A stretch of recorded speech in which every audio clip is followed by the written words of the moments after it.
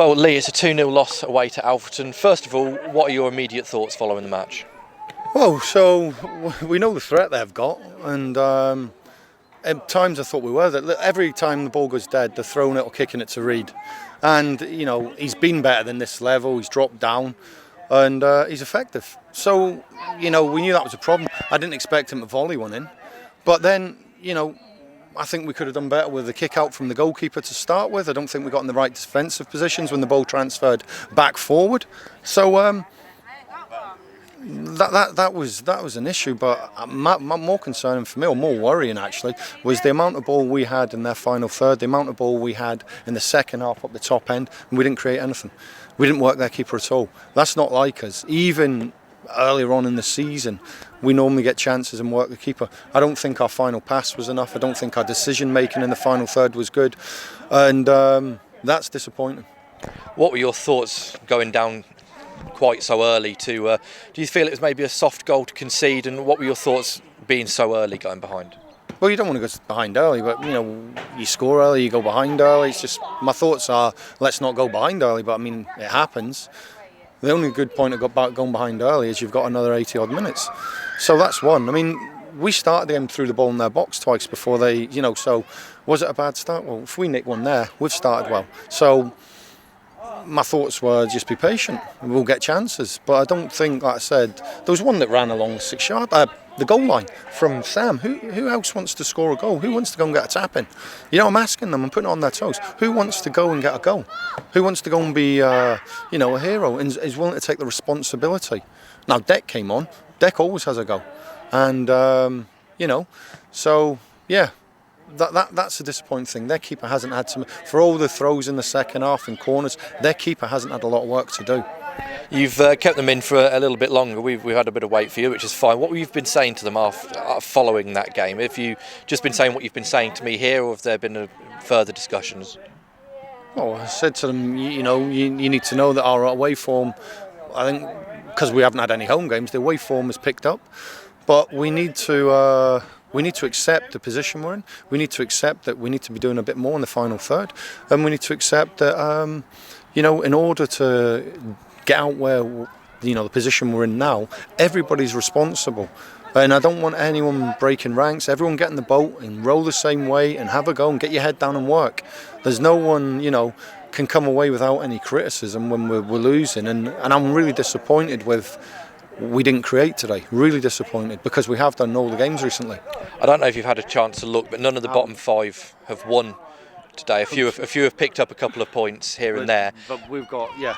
But we've got Boston on Tuesday, which of course are part of that group at the moment that are around us. What are you looking towards? What are you looking to do on Tuesday differently to today?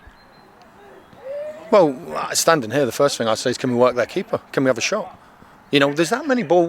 The way we play, we put that many balls in the box and we throw the ball in the box. And when it doesn't land to one of us, over 90 minutes or 95 minutes, I question people then. I mean, it bounced 3 times in the box up here, came out, returned. It's bouncing about. Why do we never get on the end of it? Why do we never get on the end of it? That one there that Sam knocks across the 6-yard line, he can't get to that, but someone else should be getting in there. Break your neck. If the ball goes in the box, we always say, get bodies in there. Don't worry about defending. I'll worry about that. You go in there and try and score. And so we've lost 2-0. Was it an awful performance? Not really, because I think that we've went away and played far worse. But we went away and played better. But we've always worked the keeper. So my disappointment today is we never worked their keeper. Good following here that would have loved it if we'd have scored up at that end. That spell we have just after half time, if we nick a goal then, the game changes. And the goals change games. And that's my disappointment today. What are your thoughts on the penalty in the second half? Was it maybe a little bit of naivety diving in like that? Well, I've just said to Coops, it's blocks, not tackles in the box. Don't go to ground. Don't go to ground and make the ref, who, I've got to be honest, watch my words, I thought he was all over the shop at times. He's being assessed today as well. Well, see, that doesn't help him, does it? And I understand from a human point of view, that don't help him. But don't go to ground. Shepherd him away and have blocks.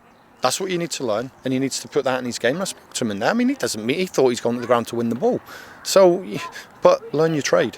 Learn your trade. Don't go to ground. With clever players, they'll nick it by you and go over. The ref's then got to make a decision. The ref's view wasn't great, and he took his time. and then he gives it. So, it's a learning curve for him and a few of the other boys. As I said, Boston on Tuesday. You must be looking forward to getting back to Latimer Park. Not played there since December the 6th. It's a big game, isn't it? And in front of our home fans, are you hoping that they might be able to make the difference and push on that extra level? Well, I'm thinking it's the end of the month, so people would have been paid. Hopefully they'll come out and support us. It's going to be a massive game with a massive edge, which is good. And I'm looking at it now and I'm thinking, I'd want us to compete like we did at times today, but with more, because we can do more. I want us to be a bit cleverer with the ball in the final third and open teams up like we have done. The game itself, I think there will be a good crowd there. I think there'll be an edge to it. But, we've played 15 away games. I think we've played more away games than anyone else in our league, and only 11 at home. Now, due to the pitch and other stuff happening. So we're run of home games. We need to make sure we get it back to a fortress and we get back to being together and doing it right. Just finally, I know you're probably not looking for far much further than the Boston game, but there's going to be a lot of games coming up in a very short space of time with the postponements. How are you looking to deal with that? Well, look, we've got to be careful. We ain't got a big squad. We've got Ben Saltz getting fit and Harry Riley getting fit, which is good. Jordan Graham had COVID in the family. He couldn't travel because we can't have that spreading through. So we haven't got a massive squad and people are trying to get fit. But what we need to do is look after them away from the game and make sure that when they turn up, they're ready to do it. Now, going into Boston, then Banbury, and then I think it's the Cooknog semi-final, isn't it? And then it is relentless. So we'll just take it game by game and see where we're at and, see where we go from. Lee, thank you very much. Thank you.